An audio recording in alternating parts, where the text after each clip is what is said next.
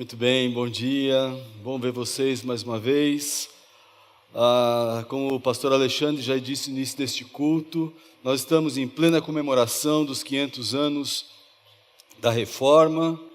Só para constar, aqui temos uma réplica, não é? Uma foto da porta da capela de Wittenberg, onde Lutero fixou as suas 95 teses. Você aprendeu isso lá na escola. Se você não lembra, você está aprendendo aqui. Se você nunca ouviu falar disso, você está aprendendo aqui, não é? Que houve esse movimento, não é? Há 500 anos atrás, agora dia 31, vamos comemorar os 500 anos. E nós vamos dar continuidade hoje de manhã e hoje à noite também com o pastor Ricardo, a nossa série de mensagens intitulada A Reforma em Nós, com a missão de compartilhar sobre cada uma das 5 expressões em latim que surgiram a partir da Reforma.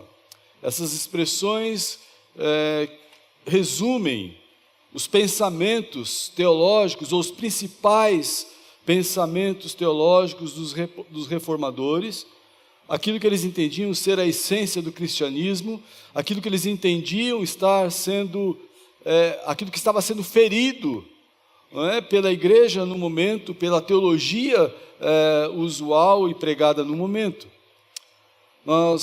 Eles denominaram as 5 solas, nós também falamos aqui das 5 solas, e aqui estão as 5 solas para a gente lembrar. Estamos pregando já, esta é a 3ª semana. Sola fide, só a fé, sola escritura, só as escrituras, sola gratia, só a graça, solus Christus, só Cristo, soli Deo glória, só a Deus a glória. E hoje a minha missão é trabalhar em cima de só a graça. E o título da minha palavra é Nada a oferecer. Realmente não temos nada a oferecer. E quem sabe temos um objetivo muito claro nesta manhã, que queremos deixar absolutamente claro que não há nada que eu ou você possamos fazer para sermos salvos. Não há nada que você possa fazer pela sua salvação. Nós não temos nada a oferecer a Deus, absolutamente nada. E a gente quer deixar muito claro que é isso que nós cremos. Esta é uma doutrina básica desta igreja. É sobre esta doutrina, só a graça, é que nós temos construído a nossa história. E você não pode ter dúvida alguma, quando frequenta esta igreja, quando é membro desta igreja, quando é um amigo desta igreja, seja qual for a sua situação, seja que você, mesmo que você esteja chegando hoje pela primeira vez, não queremos que você tenha dúvida alguma quanto àquilo que nós cremos. Cremos que só a graça de Deus nos concede a possibilidade de sermos salvos. Você não pode fazer absolutamente nada. Eu não posso fazer absolutamente nada para ser salvo. Eu quero que, entrando dentro da questão histórica, temos que entender que a igreja cristã oficial, lá atrás, 500 anos, quando Lutero acordou, ela havia se afastado da palavra de Deus e acabou por incorporar ao modus operandi, da salvação, questões que não faziam parte. O batismo começou a fazer parte desse esforço. Obras que você fazia podia fazer parte desse esforço. Venda de indulgências, você podia comprar uma parte da sua salvação. E assim, essa foi uma tentativa insana de dividir com Cristo a obra da salvação da igreja, e assim comprometer aquilo que estava sendo, a maneira como a igreja estava dirigindo, comprometeu seriamente o ensino da justificação pela fé, e apresentou uma distorção da mensagem da palavra de Deus, que apresentava tudo pela fé. E aqui é importante salientar também que a reforma do século XVI não foi uma inovação, Porque alguns pensam isso. Lutero trouxe uma inovação, uma novidade. Não, não foi uma inovação, foi uma restauração. Aquilo que foi apresentado por Lutero e os seus contemporâneos e outros que passaram pela reforma. A reforma não foi a abertura de um novo caminho, mas foi o retorno para os caminhos antigos. A reforma não foi a introdução de um novo evangelho, uma nova ideia. Não, foi a volta ao antigo evangelho, aquilo que estava sendo pregado lá no início. A reforma foi a volta à boa e velha doutrina dos apóstolos, um retorno ao cristianismo puro, simples, aquilo que se pregava no início, um retorno às bases, um apelo para que a igreja permanecesse focada só na palavra de Deus. A igreja permanece focada só na obra graciosa e perfeita do Senhor Jesus Cristo. Sola gratia, esse é o nosso assunto. Nada a oferecer. É isso que queremos falar hoje de manhã. Talvez, quando a gente começa a estudar a história e aquilo que as pessoas dizem a respeito da reforma e a posição da igreja cristã oficial na época, há talvez uma certa incompreensão, talvez até uma distorção a respeito do ensino que a igreja apresentava sobre a graça. É dito, é afirmado muitas vezes que ela ensinava que nós somos salvos apenas pelas obras, enquanto os que protestavam afirmavam que nós somos salvos pela graça. Na verdade, a igreja cristã oficial não ensina que alguém é salvo pelas obras à parte da graça de Deus. Não é verdade isso. Não é? Ela não ensina que é só pelas obras. Ela de fato ensina que a salvação é pela graça, sim. E aí a pergunta vem, mas então onde está a linha que diferencia aquilo que era dito da reforma? E aí você descobre uma pequena palavra.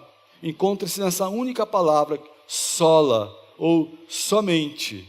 Os reformadores sustentavam que o pecador é salvo pela graça de Deus, pelo seu favor imerecido, somente.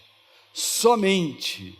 Essa é a ideia. Essa palavra faz toda a diferença. É isso que faz a diferença daquilo que estava sendo dito. Essa afirmação significa que nada que o pecador fizer, nada que eu e você fizermos, pode nos dar mérito ou nos faz obter graça, a graça de Deus. Nada. Nada que possamos fazer para cooperar com Deus, a fim de merecer a nossa salvação. Nada. Você e eu somos impotentes.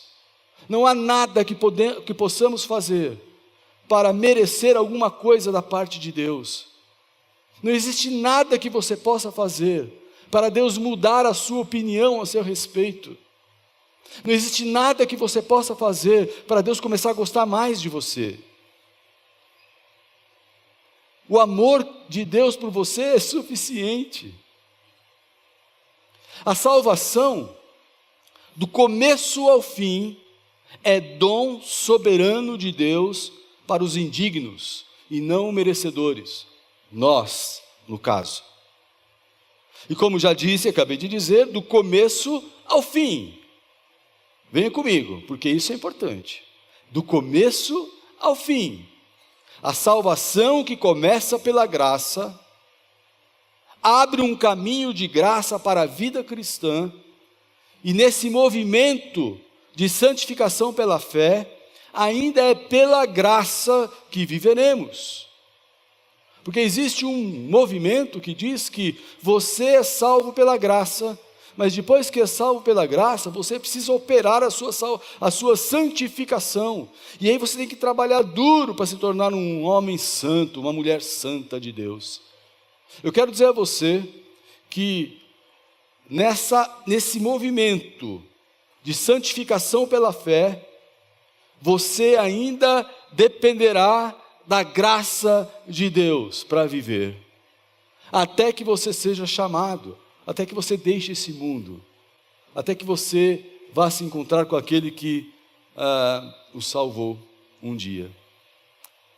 Do começo ao fim, dependemos do dom soberano da graça de Deus, por nós pecadores indignos. E Paulo escreveu aos cristãos de Corinto o seguinte: eles estavam bem inclinados a ficar se vangloriando, não é?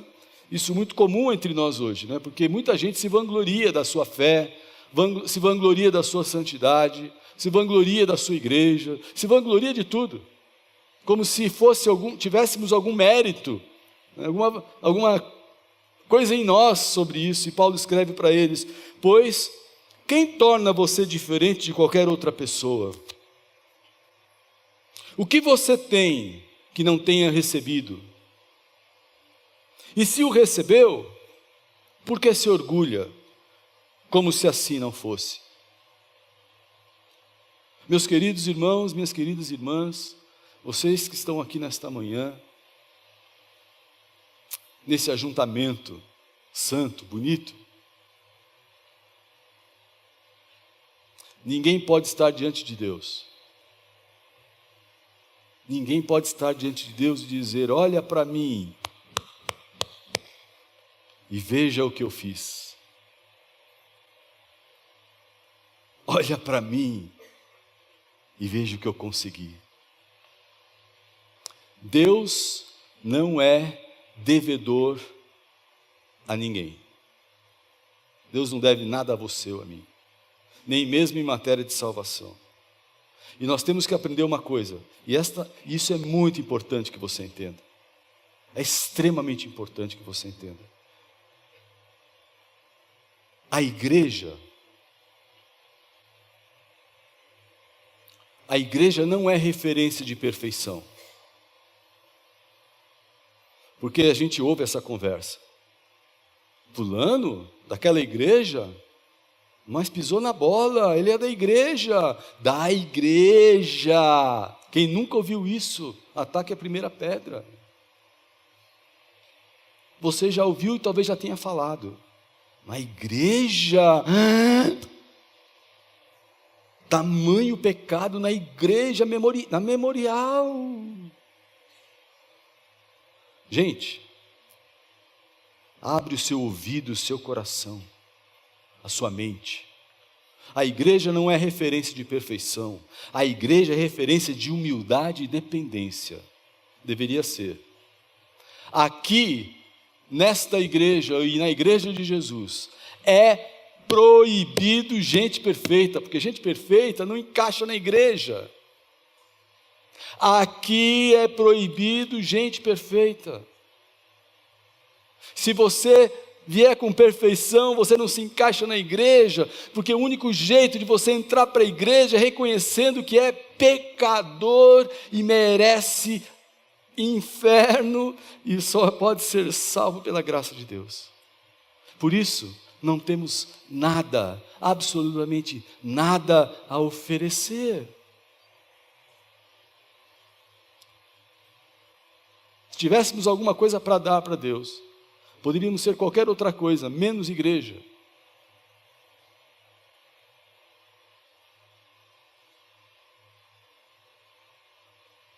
E isso acontece basicamente porque nós olhamos para os outros e achamos que sempre os outros são mais pecadores que a gente.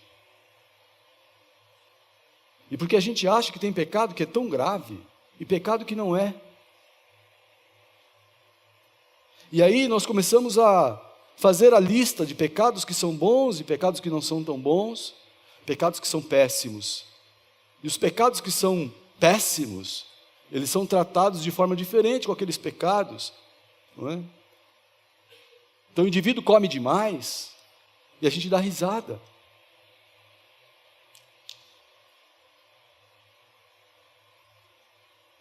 Não é? Está pecando. A gente dá risada, comeu demais. Mas o indivíduo adultera, a gente fala... Então a gente faz uma diferenciação, não é? Nós estamos bem equivocados com relação àquilo que nós somos e temos, podemos. Nós não temos nada para oferecer. E aqui, voltando um pouquinho para a questão da reforma, eu tenho uma observação para fazer sobre a questão dessa palavra somente. A palavra somente é interessante, porque a reforma apresentada pelos nossos antepassados ali, há 500 anos atrás, poderia ter apresentado na lista lá das solas, não é? Tirar o solo, não é? A lista podia ser igual sem o somente. Agora, quando você coloca o só, quando você coloca o somente, você isola as afirmações que foram trazidas e as coloca num patamar diferente, num patamar de radicalidade. Quando você diz só, isso se torna radical. E mais, coloca a pessoa que quer seguir a Cristo diante de uma decisão radical. Porque se você quer servir a Cristo, você também tem que tomar uma decisão que é radical. Pois o só reafirma uma verdade que predomina no cristianismo e que tem sido deixada de lado. E a verdade é, não existe nada mais radical do que a proposta trazida por Jesus. É muito mais radical do que qualquer religião que você já ouviu falar. Porque com Cristo é tudo ou nada. É 10 ou é 0, você não ganha 9 com Deus. Nós não ganhamos 9,5, 9,9. Ou você ganha um 10, ou você ganha um 0. Ou é tudo ou é nada. Ou é céu ou é inferno. Ou é certo ou é errado, não tem mais ou menos. Ou é frio ou é quente. Ou você é aceito ou você não é aceito. Não tem meio termo, não tem uma coisa no meio para dar um jeito. Não tem jeitinho, não tem nada cinza, não tem nada médio, medíocre. Não. É radical. Então, somente a graça apresenta uma proposta radical e nos coloca em nossa verdadeira posição, a posição de não ter nada a oferecer. Isso é radical. Não posso oferecer, eu não tenho nada, nem um pouquinho para oferecer a Deus, em troca de nada, para merecer nada, não mereço nada. E a passagem bíblica que mais destaca de forma clara essa questão da doutrina da salvação somente pela graça, é um texto conhecido que você já leu diversas vezes, Efésios 2, 1 a 10, que nós vamos ler agora. Se você não está com a sua Bíblia aí, acompanhe na tela, diz assim: olha, vocês estavam mortos em suas transgressões e pecados, nos quais costumavam viver quando seguiam a presente ordem deste mundo e o príncipe do poder do ar, que é o espírito que agora está atuando nos que vivem na desobediência. Anteriormente, todos nós vivíamos entre eles, satisfazendo as vontades da nossa carne, seguindo os seus desejos e pensamentos. Como os outros, éramos por natureza merecedores da ira.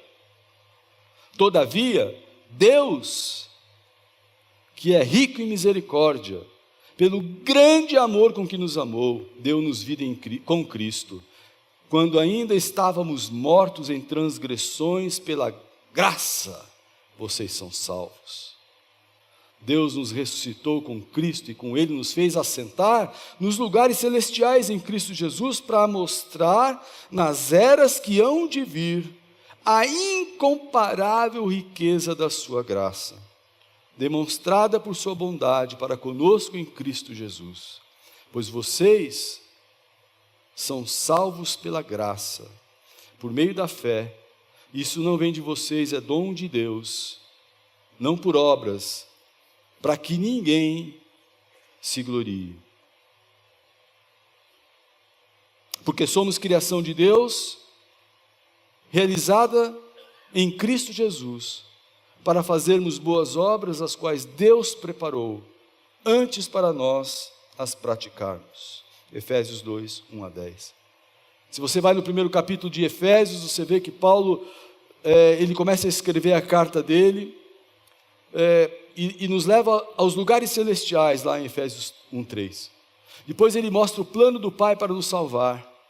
E aí ele olha para nós pecadores e diz,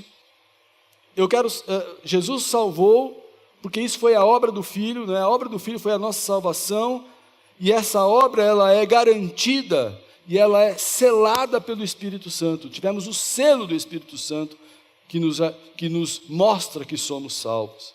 Aí ele continua a carta dele ainda no capítulo 1 e faz uma pequena pausa para agradecer a Deus, uma oração de gratidão, e intercede pelos crentes de Éfeso. E aí ele vai e destaca no capítulo 2 já, 2 vezes, o fato de que nós somos salvos pela graça. Ele diz, tanto no verso 5 como no verso 8 do capítulo 2, pela graça sois salvos. Pela graça sois salvos. E a grande evidência da graça na salvação está no fato de que Deus fez com que em Cristo, um morto viva. E não vamos entender certamente a graça de Deus sem entender o que é estar morto. Eu e você precisamos entender o que é estar morto. Aí você pode dizer, não pastor, mas eu sei o que é estar morto. Não sabe não. Quem são os mortos? Primeiro, quem são os mortos? O texto nos diz, a resposta é todos nós. Os Efésios, para quem Paulo escrevia, o próprio Paulo, seus companheiros, todo homem, mulher e criança desde Adão. Diz o texto que vocês estavam mortos em seus delitos ou transgressões e pecados.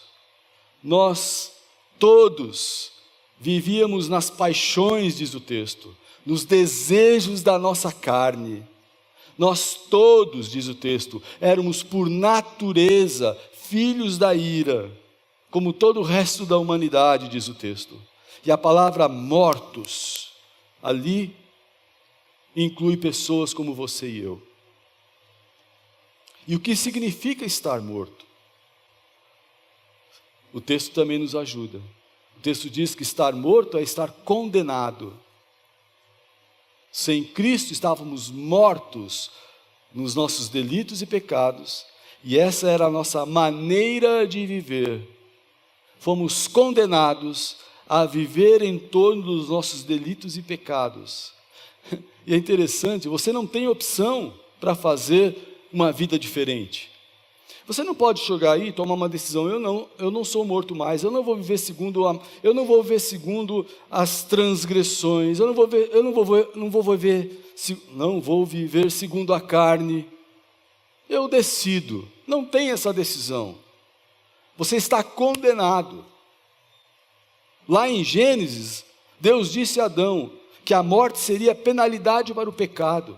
E no momento que Adão pecou, a morte que não fazia parte da nossa vida, entrou e você recebeu a morte física e a morte espiritual, a separação, e você está condenado a viver assim, e você não pode decidir fazer diferente, porque você não consegue viver diferente, você não pode dizer, eu não vou morrer, e a morte chegando e você, não, sai morte, não quero morrer, não tem jeito, não tem como segurar isso. Não tem o que fazer, quando a morte vier, ela bate, vem e te leva. Você vai fechar o olho e abrir do outro lado. Vai ser um piscar de olhos. Você vai... E não tem nada que segure. Estar morto é estar condenado a viver assim. Quando violamos a lei de Deus, vivemos na transgressão, somos culpados perante Deus, o Deus Santo, e vamos responder perante a sua justiça. Estar morto é estar condenado. Estar morto é ser escravo, diz o texto. Estávamos debaixo do jugo, debaixo de uma escravidão.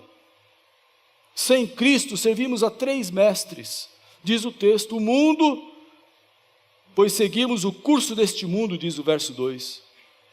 O mundo dita as regras. O mundo diz como é que você vai se vestir, como é que você vai cortar o cabelo, como é que você vai tingir o cabelo. O mundo diz que carro você vai dirigir, ou o carro você tem vontade de dirigir, mas não consegue. O mundo dita as regras e a gente segue.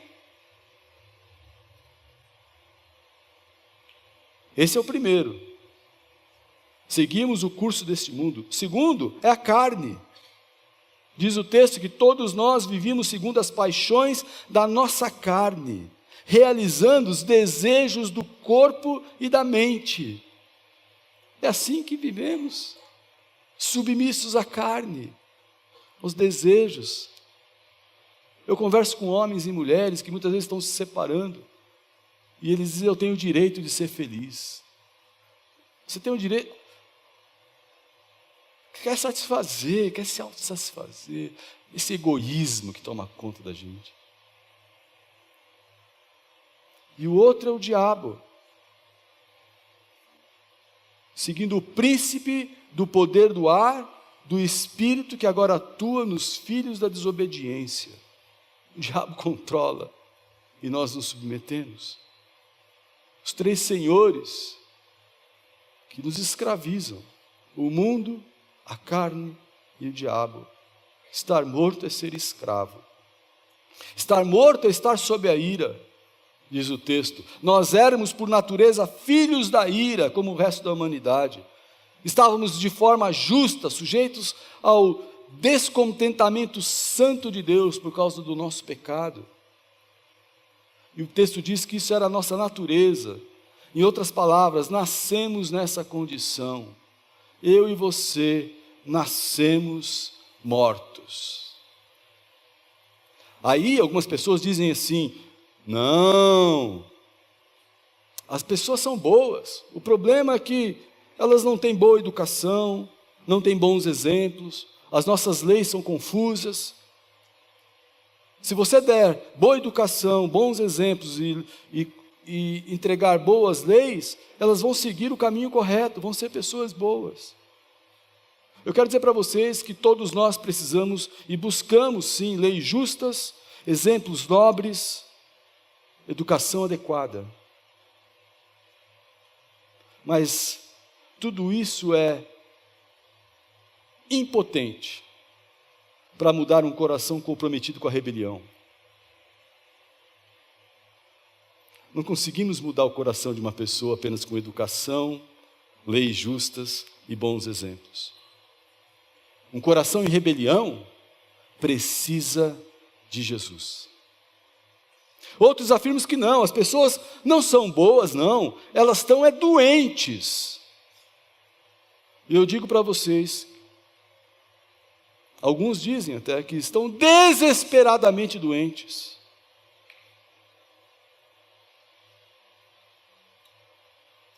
Mas Paulo não diz que estamos doentes. Ele diz que longe de Cristo estamos mortos, espiritualmente mortos sem Cristo.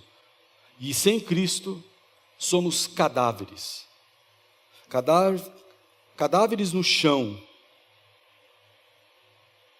fedendo. Consegue ver a figura? Somos cadáveres no chão, fedendo, sem forças para sair do seu túmulo mal cheiroso, sem forças para mover. É essa a nossa condição. E você tem que concordar comigo, porque não é o cheiro podre da morte que sentimos quando vemos homens abusando de mulheres descaradamente dentro de ônibus? Que cheiro você sente quando ouve essa notícia? Que um homem tem coragem de entrar dentro de um ônibus e abusar de uma mulher ali, da forma mais ridícula possível. Não é cheiro de morte que a gente percebe quando vê mães levando filhas para tocar o corpo nu de um desconhecido em nome da arte? Isso é mal cheiroso, isso é ridículo, isso é podre. Quando crianças pequenas estão sendo abusadas, 3, 4 anos, e mortas, colocadas depois dentro de um porta-mala de carro, para esperarem apodrecer ali. Isso é cheiro de morte. Quando dinheiro corrupto é desviado do seu fim em malas, e coloca, por causa disso, pessoas na fila de hospitais, na fila de necrotérios. Isso é cheiro de morte. É cheiro de morte quando um marido trai a esposa e vice-versa. É cheiro de morte quando a mentira e a desonestidade fazem parte da nossa vida. É cheiro de morte quando deixamos o mundo, o diabo e a carne dominar. É assim que estamos, impotentes, quando estamos longe de Cristo, mal cheirosos, apodrecidos, sem reação. Você não pode fazer nada. Quando a Bíblia diz que você não pode fazer nada, pense num indivíduo apodrecendo. Que força ele tem para fazer alguma coisa por ele mesmo? É assim que é a nossa condição sem Cristo. Só que, felizmente, o verso 4 apresenta um todavia.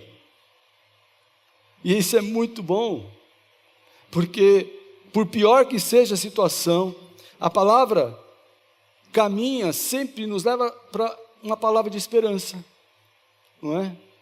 Diz o texto, Deus nos deu vida, Deus nos deu vida, isso foi o que Ele fez, essa foi a obra de Deus por nós, quando não podíamos reagir, quando estávamos mortos e mal cheirosos, Deus nos deu vida juntamente com Cristo, nos ressuscitou, aleluia. Diz o texto, Efésios 2, 5 e 6, deu-nos vida com Cristo, quando ainda estávamos mortos em transgressões, pela graça vocês são salvos. Só pela graça, porque a nossa condição era de morte. Deus nos ressuscitou com Cristo e com Ele nos fez assentar nos lugares celestiais em Cristo Jesus. Olha só, isso mudou tudo. Pela graça vocês são salvos. A pergunta é, por que Deus nos fez reviver? Por que Deus fez um morto reviver? Não foi por causa das nossas obras, nem as obras que fizemos antes de nos tornarmos cristãos, nem as obras que temos feito depois que nos tornamos cristãos. Não foi merecimento. Caso contrário, podíamos ter motivo para nos gloriar.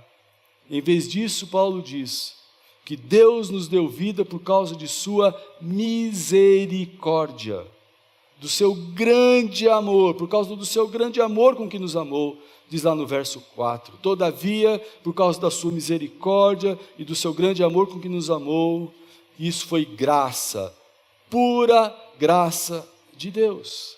Pois vocês são salvos pela graça, por meio da fé, isso não vem de vós, porque você não pode fazer nada, você está morto, é dom de Deus, não por obras, você está morto, você não pode fazer nada, para que ninguém se glorie. Esse é o propósito de Deus, para mostrar nas eras que hão de vir, a incomparável riqueza da sua graça, demonstrada em sua bondade para conosco em Cristo Jesus, diz o texto. Porque somos criação de Deus, diz Efésios 2, 7 e 10. Criação de Deus, realizada em Cristo Jesus, para fazermos boas obras, as quais Deus preparou antes para que nós as praticássemos.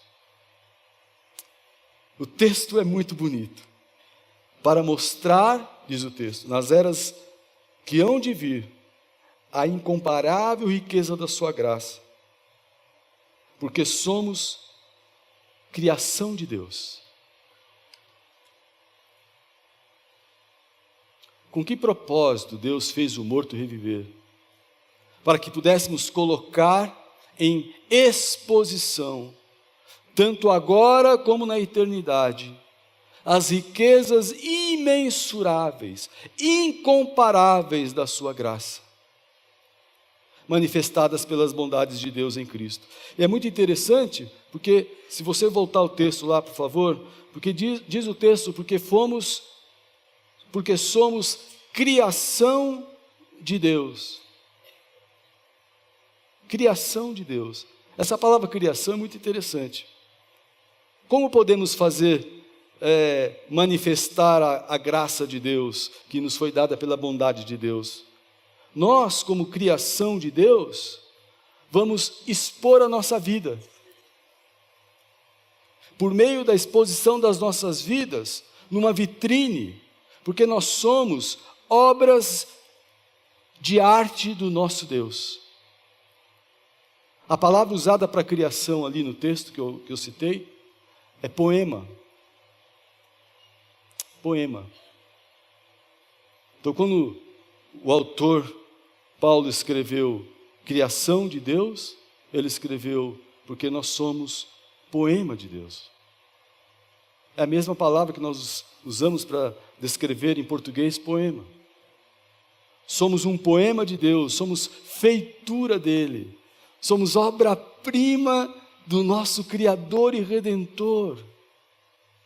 Pensa, eu estava morto, apodrecendo, Deus olhou para mim, demonstrou amor e misericórdia, por graça me deu vida, me transformou num poema, numa obra-prima. Você não poderia ter feito isso por você, só Deus poderia ter feito. Antes mortos em delitos e pecados, sem reação própria, mas pela graça em Cristo nos tornamos obras-primas de Deus, criados em Cristo Jesus para as boas obras, as quais Deus de antemão preparou para que andássemos nelas. Diz o texto, essas boas obras passaram a ser a expressão natural da nova natureza, da nova criação. Então a criação, essa nova criação, ganhou uma nova natureza. A natureza são estas obras que esta nova criação vai fazer para expressar, como obra de arte, quem Deus é. Já pensaram nisso? Já pensaram nisso? As nossas boas obras nunca são moedas de troca para a santificação ou para a salvação. Fomos salvos pela graça e continuaremos a viver pela graça. Ainda não temos nada a oferecer, nada para dar para Deus. Não há nada que possa aumentar o nosso amor, o amor que Deus tem por nós. Nada. Aquilo que Deus fez, Ele fez do jeitinho que eu estava e que você estava. Morto. Apodrecendo.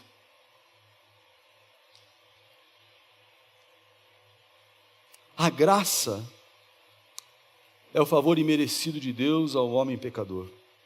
Graça é o próprio Cristo em sua encarnação. Cristo é a encarnação da graça. É pela graça somente, somente pela graça, que o homem é eleito, regenerado, justificado, santificado e será glorificado, herdando assim a salvação eterna. Graça, pura graça. É pela graça e somente pela graça que o homem recebe os dons espirituais, as habilidades espirituais, os seus talentos, seja para tocar, cantar, pregar, servir. É graça, tudo é graça. É pela graça somente que o homem recebe as bênçãos de Deus, é graça. É pela graça somente que o homem é convencido de que não há méritos nele. Graça, é tudo pela graça, somente pela graça. Sola gratia, sola gratia, só a graça. Nada a oferecer, não temos nada para dar em troca. É isso que cremos.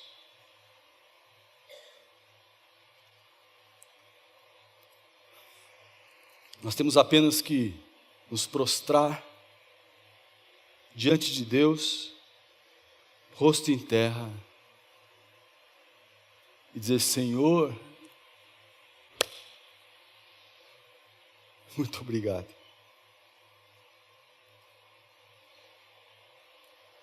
Eu não tenho nada para dar em troco, nada para dar de volta. Nada. Eu e você não somos nada.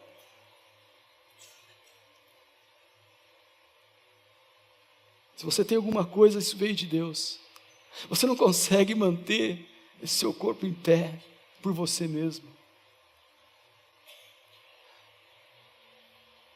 Você não tem nada, você não tem controle de nada. Para pensar um pouco. Você não tem controle de nada.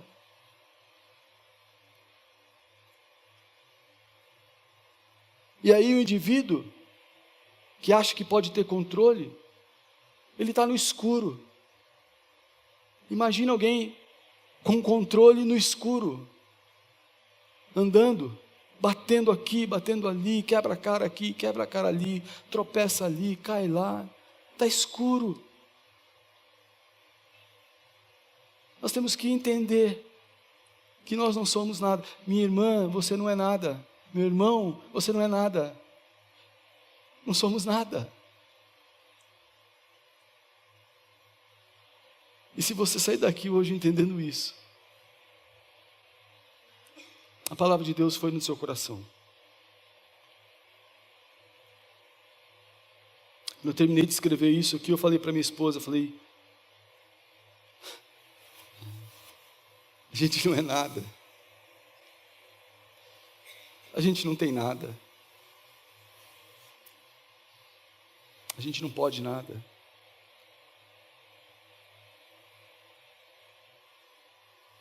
A única coisa que nós podemos é nos prostrar diante do Todo-Poderoso. Eu quero convidar você a fazer isso agora. Cuide da sua cabeça. Diante do Todo-Poderoso.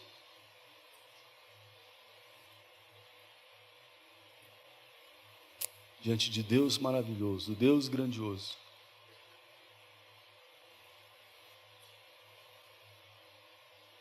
Talvez tenha alguém aqui hoje que nunca entregou a sua vida a Jesus Cristo.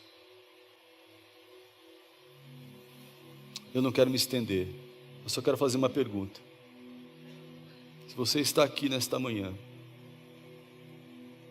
e você tem controlado a sua vida, achando que é alguma coisa, mas hoje você quer entregar o comando da sua vida a Jesus, para Ele ser o seu Salvador e o seu Senhor, faz o sinal com a sua mão, porque eu quero orar com você, orar por você e ajudar você nesse momento.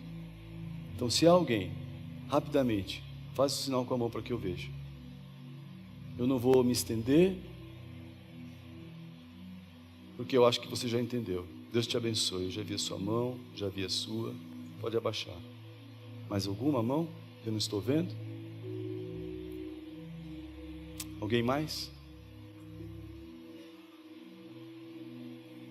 Eu já vi a sua mão lá atrás. Deus te abençoe. Pode abaixar.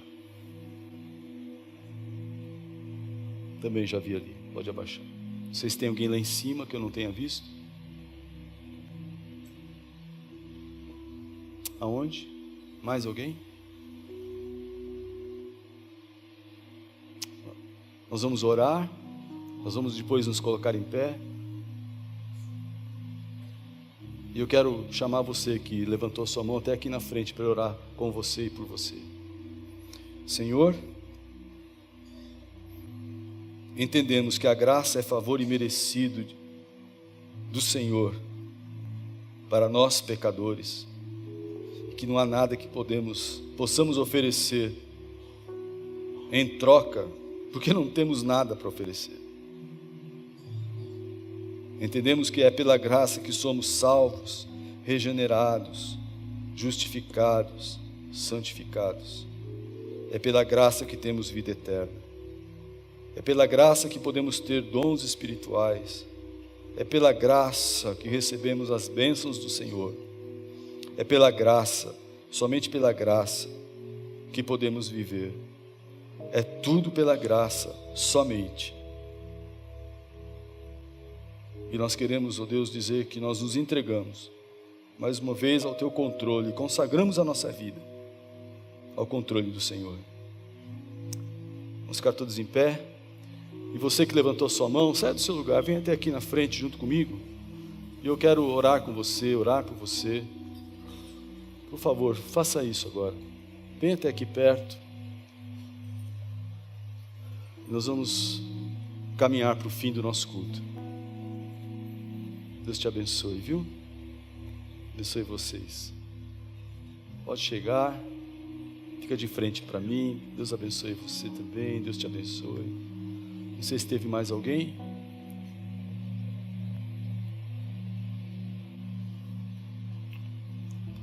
Eu vou pedir para que ninguém se retire, enquanto a gente está aqui, para que haja toda a reverência ainda, e a gente possa concluir o nosso culto. Então, eu quero dizer para vocês aqui, que estão aqui comigo, que é só pela graça. Jesus, Ele pode fazer toda a diferença na nossa vida, e a gente não pode entrar com nada, a não ser com fé nele. Então, nós vamos fazer uma oração.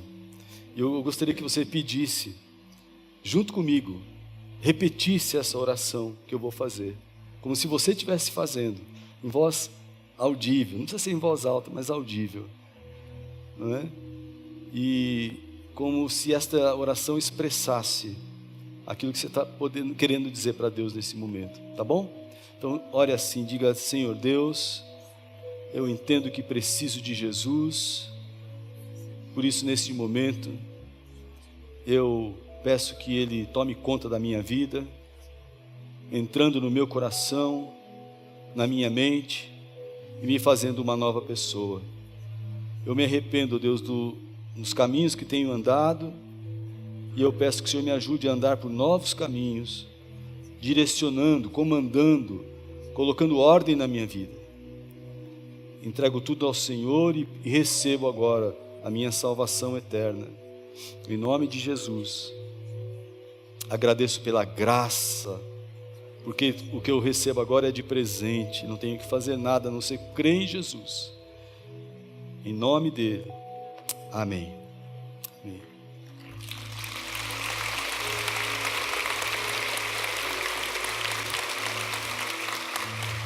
Tem algumas pessoas aqui da igreja que vão ajudar vocês. Nós queremos dar uma Bíblia de presente para vocês. Pode ser? 2 minutinhos. Ali, ó, essa turminha que está aqui com o crachá vai levar vocês aqui, e daqui a 2 minutos vocês vão sair, podem sair junto com eles, tá bom? Pode ir lá com eles ali, ó, vai lá. Gente, só a graça, só pela graça, para a honra e glória do nosso Deus. Deus te abençoe.